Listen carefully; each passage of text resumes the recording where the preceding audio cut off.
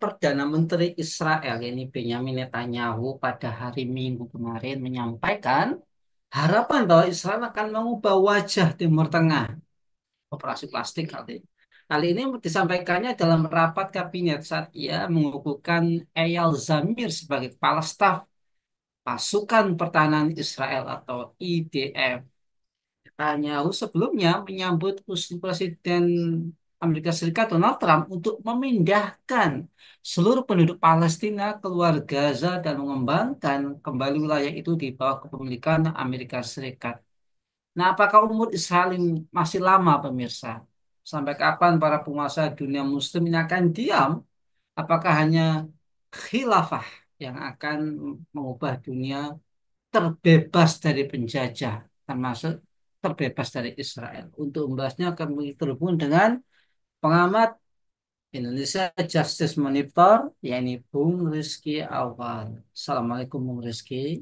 Waalaikumsalam warahmatullahi wabarakatuh, Mas Nanang dan teman-teman KC News yang semakin kece badai dimanapun berada.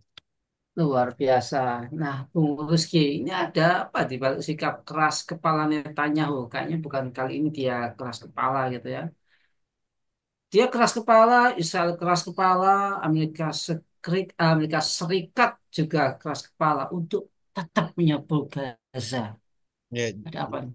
jadi kalau dibilang dia baru keras kepala, menurut saya sesuatu opini yang sangat terlambat ya menurut saya. Karena dari awal Netanyahu ini adalah orang yang keras kepala ya. Kalau kita lihat itu bagaimana dia itu dilakukan demonstrasi besar-besaran oleh warga Israel sendiri gitu. Kita tahu persis bagaimana warga Israel itu mengomentari sikap Netanyahu terkait dengan serangan itu dan juga menghabiskan anggaran yang cukup besar, bahkan juga terkait dengan sumber daya manusia Israel sendiri yang juga berpikir ulang untuk ikut perang menghadapi Gaza itu sendiri.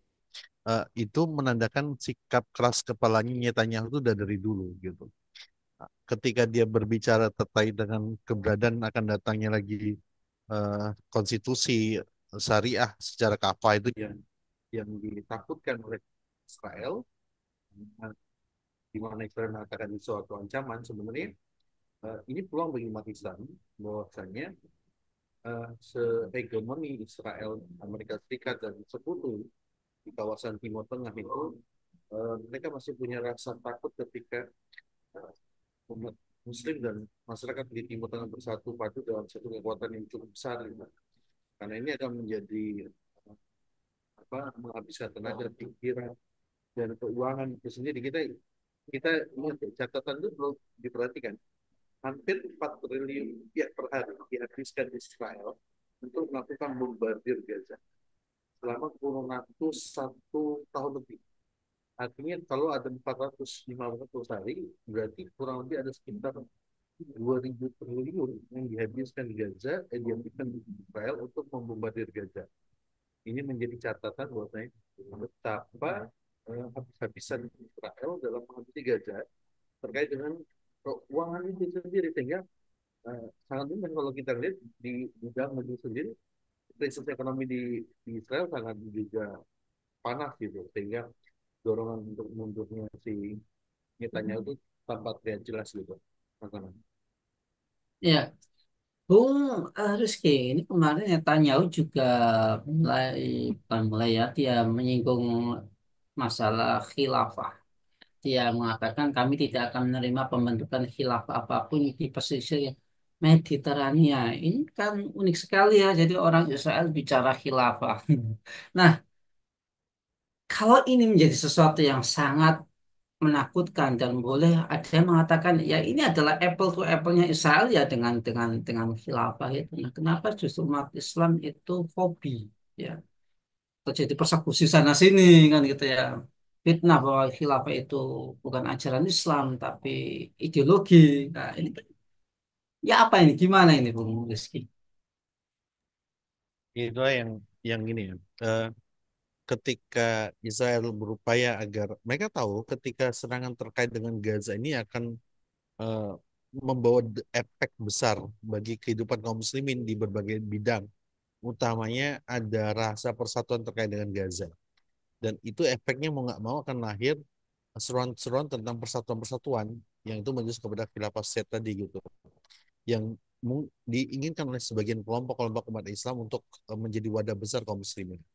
Apa yang dilakukan oleh Israel, tentu dia butuh dorongan kuat bagi Amerika Serikat dan dunia untuk bisa mengontrol kaum muslimin yang terlanjur punya rasa perasaan yang sama. Selama untuk 1 tahun belakangan ini mungkin perasaan yang dilakukan oleh masyarakat dunia itu adalah mengurangi konsumsi barang-barang yang sangat terkait dengan Israel, ya.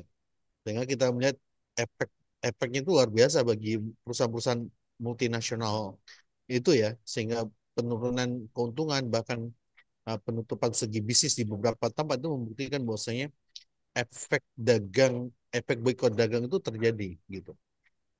Yang kedua, menyadari potensi itu tidak cukup sampai boikot dagang, maka bisa jadi ke depan akan ada eh, bentuk boikot internasional dalam banyak sisi gitu.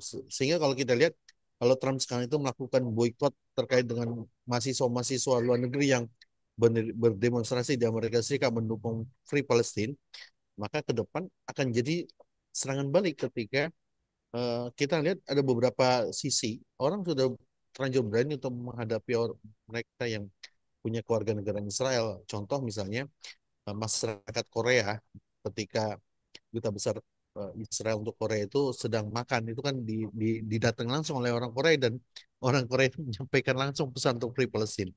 Nah, ketika isu ini bergulir menjadi isu politik, mau nggak mau itu isu persatuan itu akan muncul gitu.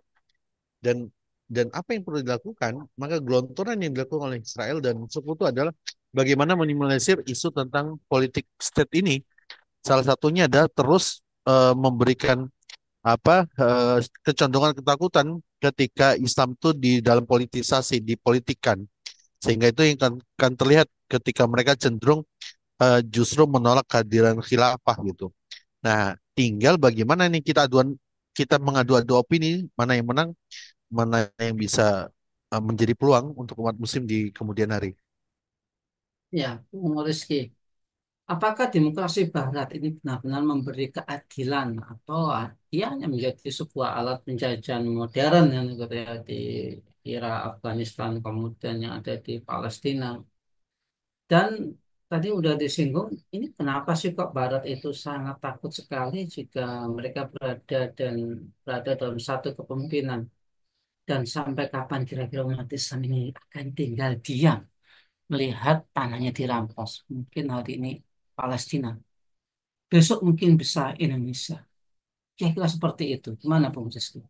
Ya, ketakutan Barat terkait dengan persatuan manusia itu adalah ketakutan mereka terkait dengan kebangkitan dunia ketiga dalam tanda kutip, ya. Karena kan gini teman-teman semuanya, para pendengar dan pemirsa sekalian, Barat tuh eh, butuh orang yang membelikan barang-barang mereka, sehingga konsumsi masyarakat dunia ketiga itu konsumtif dibandingkan produktif, mereka memilih konsumtif. Dan rata-rata dunia ketiga itu ada negeri-negeri kaum muslimin yang banyak itu. Ketika ini terjadi persatuan dan pemboikotan besar-besaran, satu sisi dari segi ekonomi saja, itu akan membawa dampak yang luar biasa bagi Barat itu sendiri. Sehingga Barat sangat khawatir, satu dalam bidang ekonomi, kedua dalam bidang politik. Karena di masa lalu, eh, Barat itu bertahun-tahun, beratus-ratus tahun menundukkan wilayah-wilayah kaum muslimin dari Afrika, Asia maupun sebagian Eropa, itu butuh dana yang cukup besar. Ketika efek persatuan itu muncul kembali, maka Barat tentu akan mengeluarkan dana yang cukup besar. Menghadapi Palestina saja, menghadapi Gaza saja, itu hampir 2.000 triliun lebih dikeluarkan oleh Israel untuk mendanai perang mereka, gitu. Sementara apalagi kalau ini terjadi persatuan, gitu. Maka jangan jangan eh, jangan kaget ketika kekhawatiran ini akan terus muncul.